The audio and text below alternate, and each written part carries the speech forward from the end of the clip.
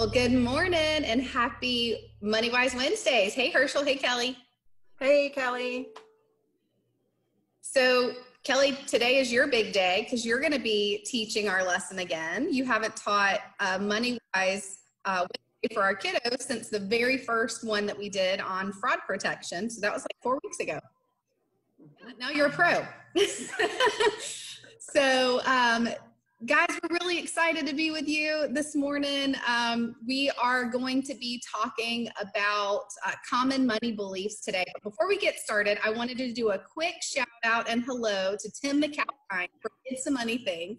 Really cool thing happened to us this week, parents and kids.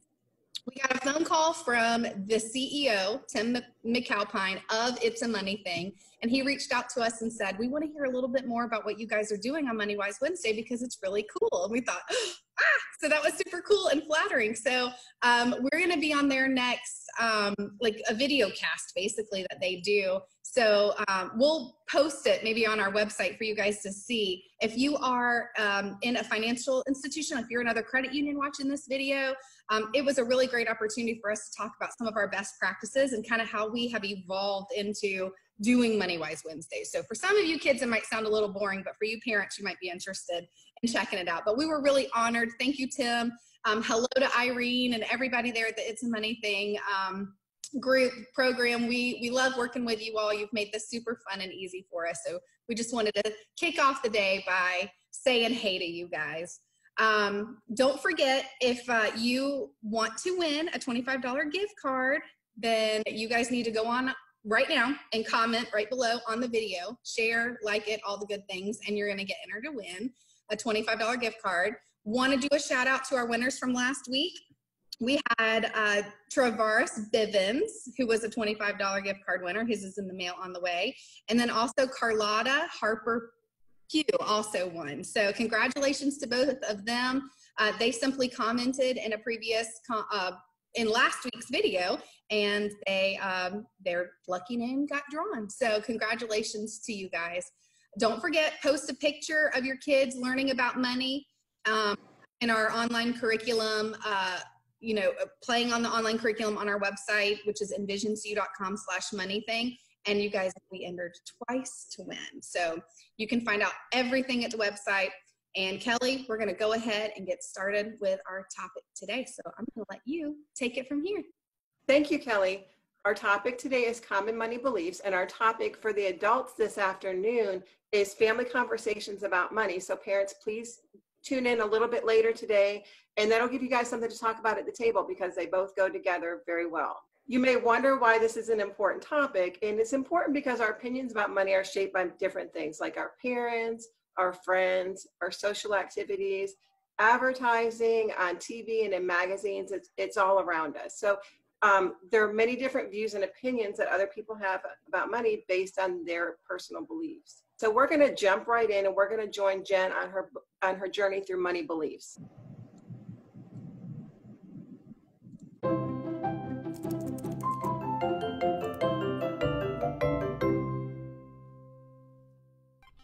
Hey Jen, do you want to do one of these online personality quiz things? I would, except I've done all of them already. Did you do what color is your aura?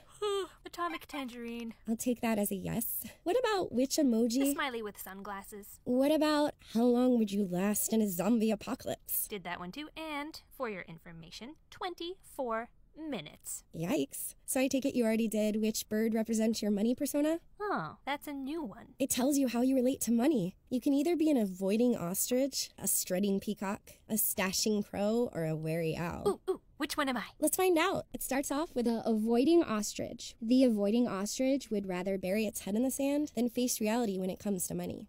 I don't think I'm that one. Deep down, the avoiding ostrich feels guilty or undeserving of money and tends to sabotage their own financial health. You can usually spot an ostrich persona by their stacks of unopened bills. Well, that doesn't sound like...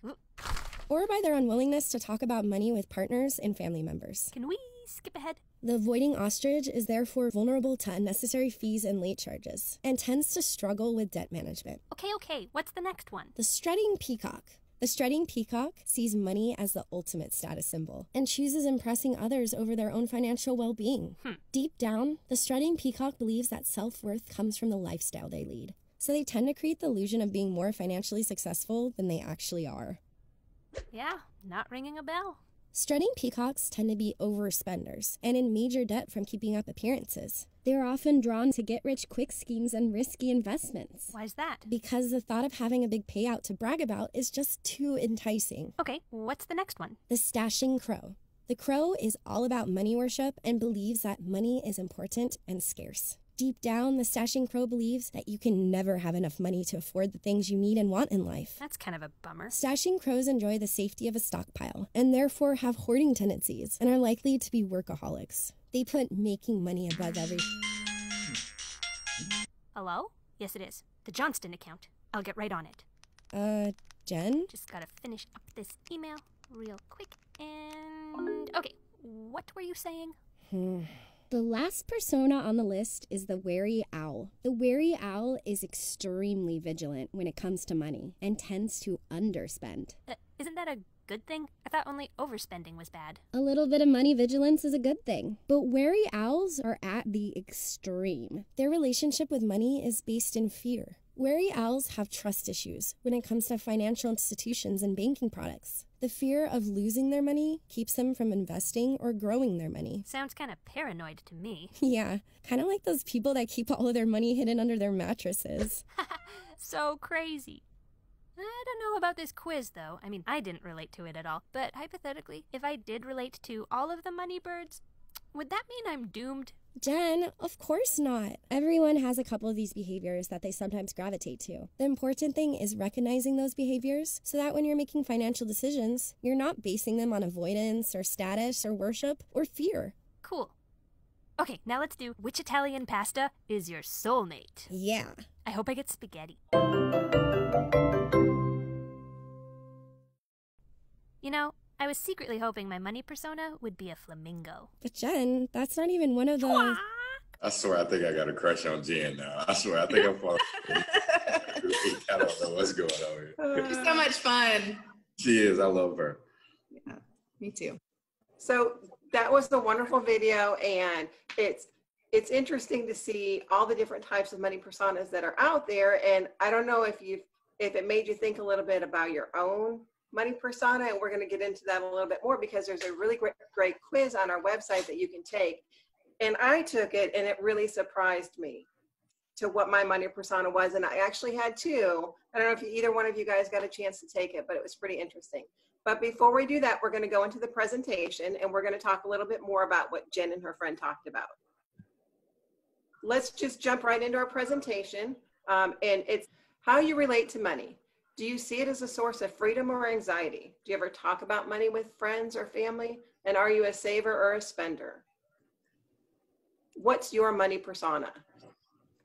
So each money persona has a set of beliefs and behaviors, and identifying your money persona allows you to better understand and improve your relationship with money. There's avoidance, the status, worshiping money, and being very vigilant with money. So we're going to talk about all four. I'm going to start with the avoiding ostrich, and that is the one, and I was surprised, that is the one that I identified with most, and I wouldn't have thought that. So the avoiding ostrich, I have a pile of unopened mail at home. Automatic debit is the best thing in the world. I would forget to pay my bills without it. I'll open my banking statements, but I only pretend to read them. The concept of asking my boss for a raise or my parents for a raise and my allowance terrifies me. I never talk to anybody about money.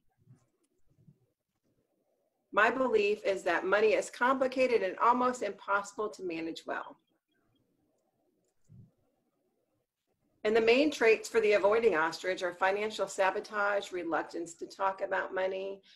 You're prone to unnecessary late fees and struggling with debt management. So don't be afraid to ask questions at the credit union or with somebody else. Try new budgeting or play around with a personal finance app. Anything that can make managing money less intimidating.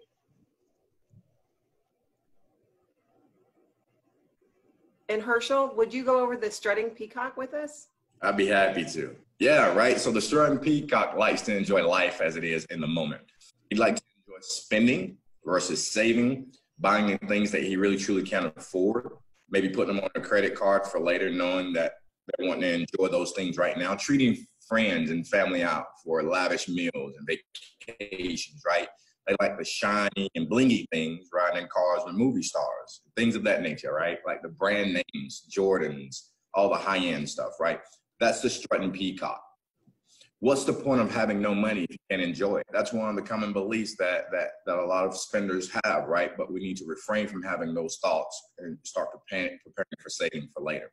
Some of the main traits, such as shopping, the desire to impress is bigger than the money in their savings account, overspending, major debt, right? If you're a Strutting Peacock, I highly encourage you to come up with a solid budget, prioritize your spending, and look for frugal hangout ideas with family and friends moving forward. Don't be the Strutting Peacock. And Kelly, can you go over the Stashing Crow, which is the persona number 3?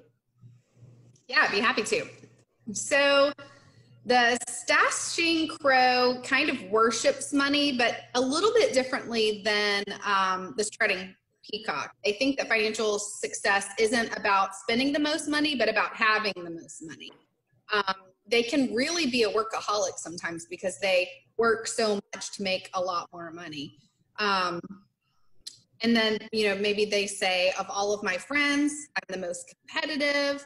I geek out over at least one of the following, which are investing, online deal hunting, couponing. They may say, I can't remember the last time I spent more than $100 on something just for fun. Their guiding belief is that money is important, but also scarce, and that you can never have enough of it. So their main traits usually is they can also have compulsive shopping habits, but they tend to hoard. So they don't overspend in the sense that they work really hard to have a lot of money, but yet because of their scarcity, they tend not to spend it. So they kind of hoard it a lot, but they work really hard to earn it. So they're prone to overspending on activities or fun things if they do overspend.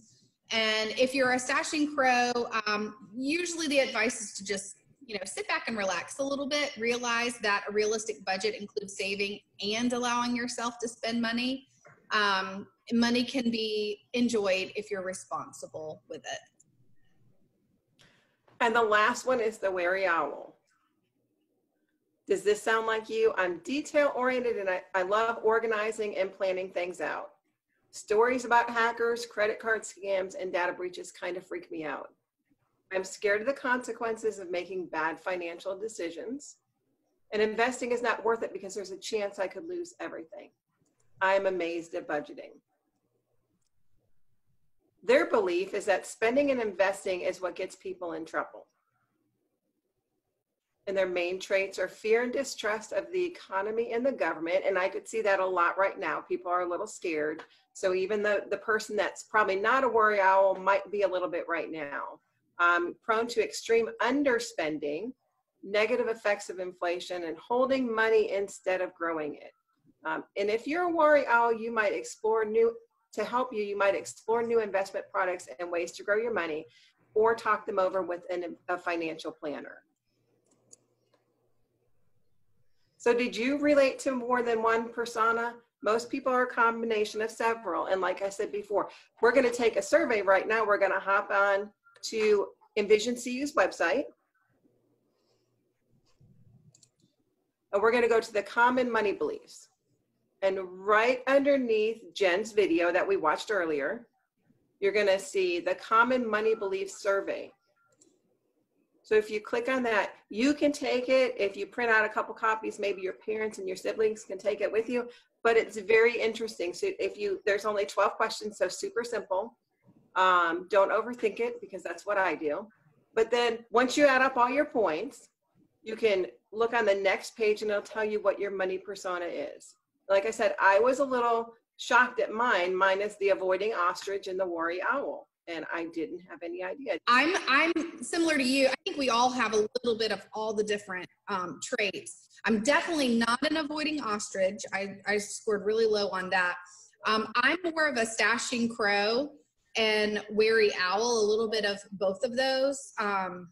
But I do tend to stockpile because sometimes I can't make a decision on where I want to put some of the things that I've saved or worked so hard for. But I do tend to work, I do work really hard sometimes for something, but then I freeze and kind of don't really know where's going to be the best place for me to put all the money. So, and then I think my next highest one would be the Strutting Peacock, because you know, listen, it's 2020 and we're living in the age of showing off our things and wanting people to think that we're, you know, financially sound and all of that stuff. So good. And Herschel, do you kind of know what you might be? I would say at times, as Kelly shared, the financial arena, we tend to not overspend because we want to be conscious, right, of our spending as we're relaying this information to other consumers and savers. So we want to be vigilant with what we're doing so that we can pass that information on.